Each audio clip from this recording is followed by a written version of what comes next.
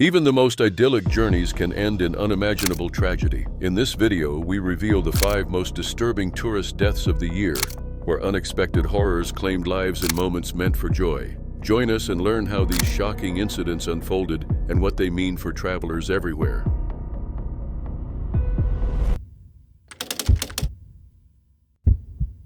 Juliana de Souza Pereira Marins was a vibrant and adventurous 26-year-old Brazilian publicist and dancer who had set out alone to explore Southeast Asia, documenting her journey on social media.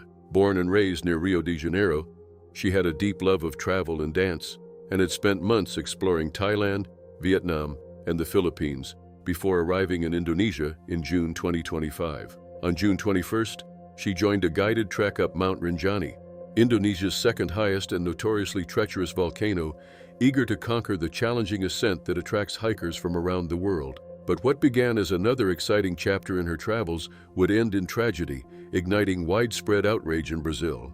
Juliana had embarked on the Mount Rinjani hike with a group of 5 other tourists and a local guide.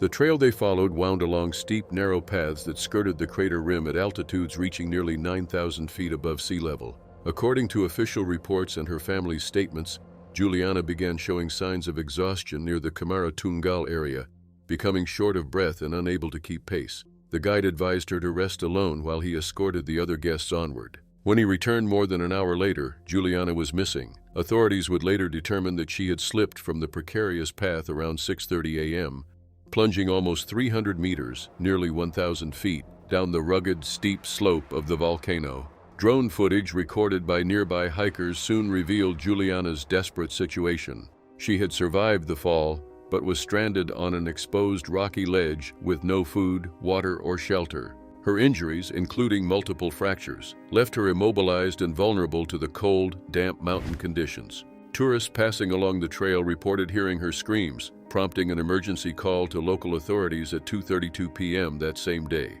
From that moment, a massive rescue operation began, involving 6 specialized teams comprising police, search and rescue units, forest rangers, and volunteers equipped with industrial drills, helicopters, and drones. Despite these efforts, dense fog, shifting sands, and the treacherous terrain repeatedly thwarted attempts to reach her. Rescue ropes proved too short for the steep descent, and helicopter operations were ruled out due to dangerous flying conditions. As the days passed, the challenges mounted.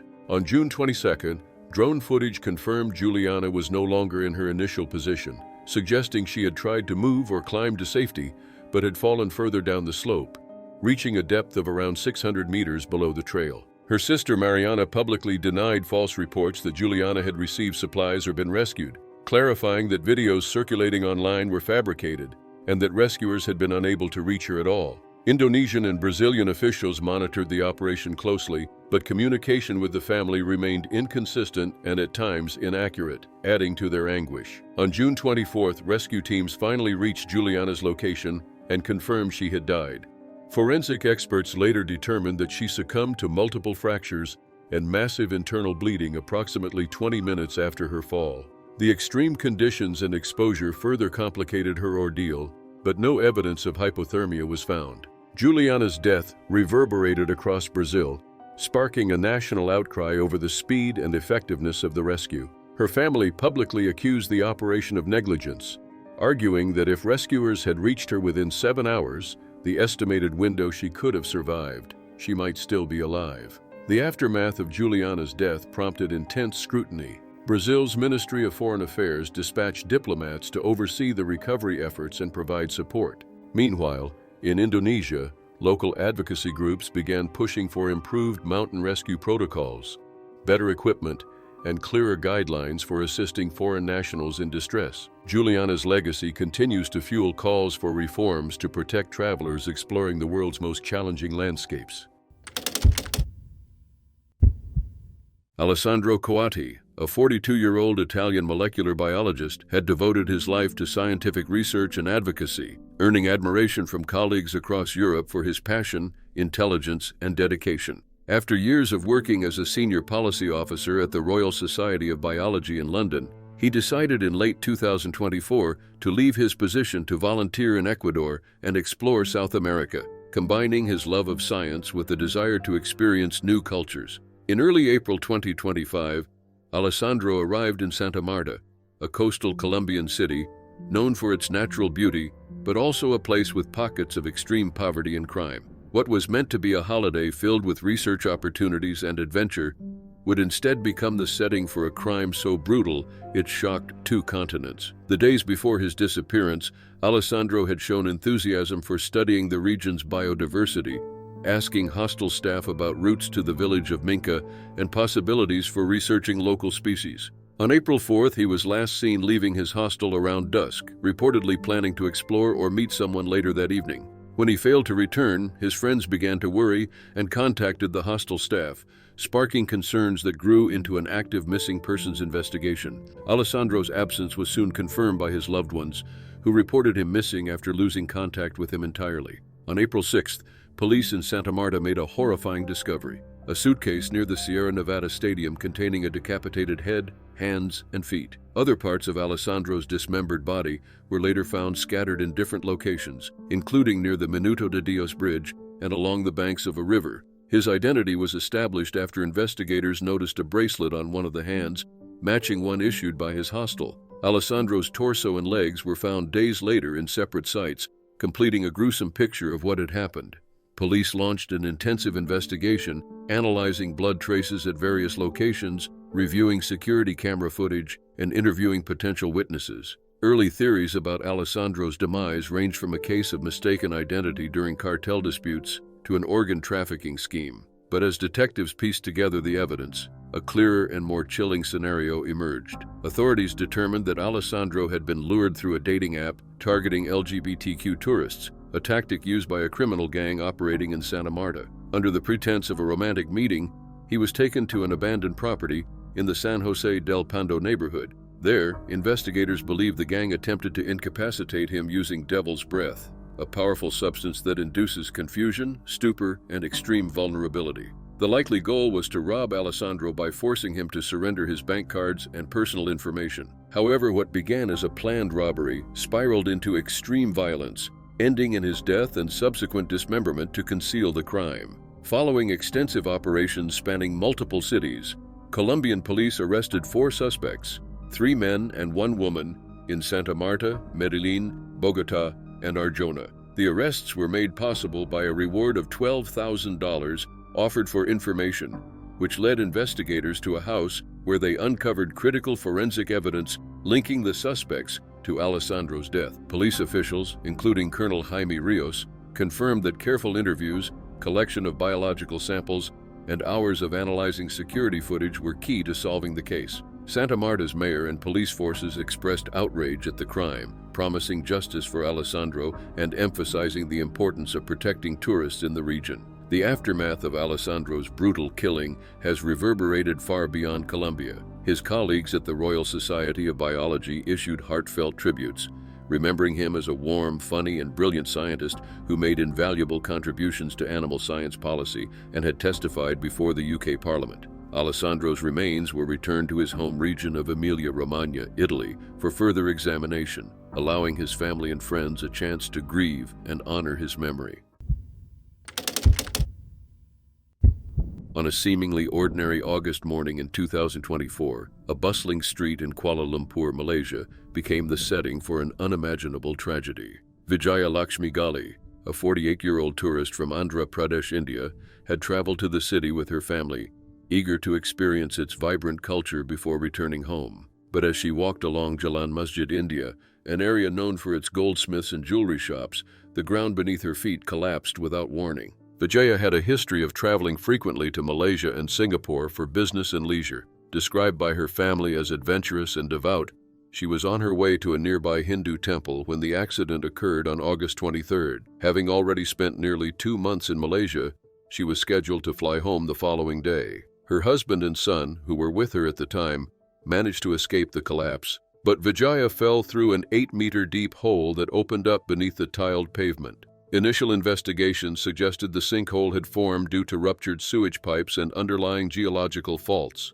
CCTV footage captured the terrifying moment, showing bystanders narrowly avoiding the same fate as they watched in shock as the street simply swallowed her. Emergency services responded within minutes. At 8:22 a.m., locals called the Fire and Rescue Department, which deployed firefighters, specialized tactical teams, tracking dogs, excavators, and high-powered water jets. Over the following days, more than 100 rescuers worked tirelessly, using remote cameras, ground-penetrating radar, and even robotic crawler cameras to scour the sewer system. However, only Vijaya's slippers were recovered during the initial 17-hour search, leaving rescuers and her family clinging to dwindling hopes as the days passed. Authorities faced extreme challenges in the rescue effort. The sewer system below Kuala Lumpur was found to be clogged with solidified human waste, cooking oil, hair, and other debris, creating blockages so hard they were likened to concrete. Divers entering the narrow, pitch-black pipes had to lie flat to navigate the confined space, facing powerful currents that made retreat nearly impossible. 2 divers were nearly trapped when a piston effect created by rushing water pinned them inside. These dangerous conditions forced the rescue operation to pause repeatedly, while teams used high-pressure jets and iron hooks to try to break through the obstructions. As the search extended into its second week, experts speculated Vijaya may have been swept by underground currents traveling at speeds of at least 1 meter per second, possibly carrying her remains as far as 86 kilometers within a single day. The complexity and danger of the sewer system, combined with the possibility of her being rapidly moved away from the initial site, compounded the tragedy. Meanwhile, a second sinkhole opened just 50 meters from the original collapse, intensifying fears about the safety of Kuala Lumpur's streets and prompting city officials to cordon off large sections of the area. The aftermath of Vijaya's disappearance has been profound and far-reaching. The Malaysian government extended her family's visas by a month as they awaited news, while providing counselors to support them in their grief and uncertainty. The Indian High Commission in Kuala Lumpur maintained close communication with both the search teams and Vijaya's relatives, offering updates and assistance. Public reaction in Malaysia has been one of fear and outrage, as the incident raised urgent questions about infrastructure safety in one of Southeast Asia's busiest cities. Kuala Lumpur's City Hall canceled National Day celebrations in the area out of respect for Vijaya's family, while city officials announced an integrity audit to investigate the sinkhole's cause. Early assessments pointed to a mix of human activities, such as aging underground utilities and climate-related factors contributing to soil instability. The economic impact on local businesses was immediate. With large parts of Jalan Masjid India cordoned off, traders reported sales drops of up to 70%, and many considered closing until safety could be assured. Despite extensive and heroic efforts by rescuers, the search for Vijaya concluded without finding her body. On September 1st, the Malaysian government declared Vijaya Lakshmi Gali legally dead, closing one chapter of an incident that has left a lasting scar on all who witnessed it and underscoring the fragile line between everyday life and sudden tragedy. On December 10, 2024, in the sacred monkey forest sanctuary of Ubud, Bali, a massive tree collapsed during a sudden burst of extreme weather, transforming a day of sightseeing into a horrifying tragedy. The incident, captured on CCTV and shared widely, has since shocked the local community and international visitors alike, underscoring the perils posed by increasingly unpredictable weather. Justine Christine, a 32-year-old tourist from France, and Kim Hyo-eun, a 42-year-old woman from South Korea, were among the many visitors exploring the lush, monkey-inhabited forest when the accident struck. Justine was known to her loved ones as a vibrant traveler who embraced new cultures, while Kim was an experienced traveler from South Korea seeking a moment of peace and reflection in Bali's famed spiritual landscape. Alongside them was Lee Suni, another South Korean national who suffered serious injuries during the collapse. The 3 women had chosen to visit the sanctuary, which spans over 12 hectares and is home to more than 1,200 long-tailed macaques, a symbol of Bali's rich biodiversity and cultural heritage. At around 12:10 p.m., as the tourists walked near one of the sanctuary's ancient temples, weather conditions abruptly deteriorated. A powerful gust of wind, accompanied by heavy rain, swept through the forest. Witnesses described how the air grew tense as branches began to creak ominously. Suddenly, a massive tree, likely a mature banyan or pule, gave way, toppling with devastating speed and force. CCTV footage showed tourists turning in panic and running for their lives, but the falling tree crashed onto the pathway, crushing Justine and Kim beneath its enormous weight. Lee, though seriously injured, survived the impact. The immediate aftermath was chaotic and heartbreaking. Staff members, tourists, and emergency responders rushed to help the victims, providing first aid while waiting for ambulances. Despite their efforts, Justine and Kim were pronounced dead at the scene, while Lee was transported to Kenneck Medica Hospital for emergency treatment. 5 other tourists sustained minor injuries and were treated on-site or at the sanctuary's medical clinic. The path, once filled with the chatter of visitors and the playful calls of macaques, was left strewn with debris, twisted branches, and a profound sense of loss. Authorities acted swiftly to manage the unfolding crisis. The sanctuary was evacuated and immediately closed to the public, remaining shuttered for at least 2 days to ensure visitor safety and to allow for investigations and cleanup. Ubud police coordinated closely with the South Korean and French consulates to notify the victims' families and offer support during the traumatic aftermath. Meanwhile, forest management emphasized that the tree had shown no signs of disease or structural weakness during recent inspections and attributed the collapse solely to the extreme weather conditions. Routine maintenance and conservation practices, including regular tree assessments, had been conducted, but the sudden force of nature proved overwhelming. As the investigation unfolded, Bali's broader vulnerability to weather-related disasters became clear. Officials noted a sharp increase in incidents such as tree collapses and landslides across the island during December, attributed to the La Niña climate phenomenon, which brought unusually intense rainfall and strong winds. In the days surrounding the tragedy, local agencies documented dozens of similar disasters,